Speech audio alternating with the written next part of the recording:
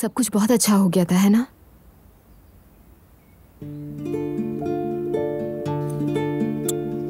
बहुत। और सबने बहुत एंजॉय भी किया। बिल्कुल।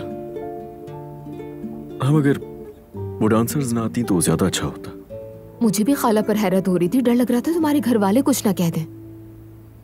नहीं, वो लोग कुछ नहीं कहते, लेकिन गुस्सा आया था उन्हें। लेकिन मैं जानता हूँ अपने घर वालों को इस टॉपिक पे बात ही नहीं करेंगे वो लोग। ठीक है, फिर हम भी नाश्ते पर उनका जिक्र नहीं करेंगे, किसी को याद नहीं दिलाएंगे। बिल्कुल भी नहीं, गलती से भी नहीं, हरगिज नहीं। मेरे बाबा कैसे लगे तुम्हें? तुम्हारे बाबा मुझे समझदार लगे, और उनकी तो मंगेतर भी बहुत प्यारी है। क्या शायद वो तुम्हें पसंद नहीं है ना?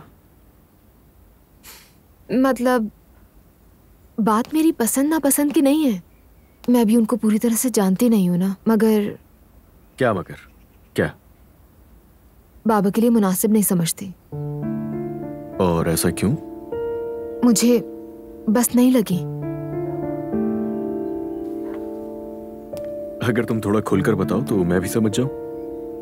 अजलान, देखो, मेरी अम्मी को देखो और फिर उन्हें देखो। पहले ही मेरे वालिद उम्र में छोटे हैं, और ये बात अपनी जगह, मगर हाँ, मगर बच्चे तो नहीं है ना? नहीं, ऐसी कोई बात नहीं है अजलान। हाँ ठीक है, तुम्हें तो लगा होगा कि मेरे वालिद हैं तो अजीब इंसान होंगे। दुआ, तुम अगर मुझसे खुल के बात करोगी तो मैं समझ पाऊंगा।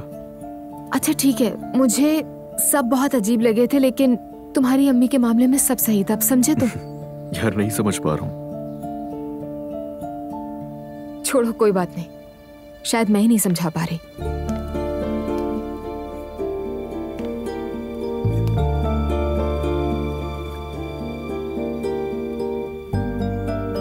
दुआ, इतना मत सोचो उनके बारे में। वो जैसे चाहें खुश रह सकते हैं, उनका हक है। ठीक है।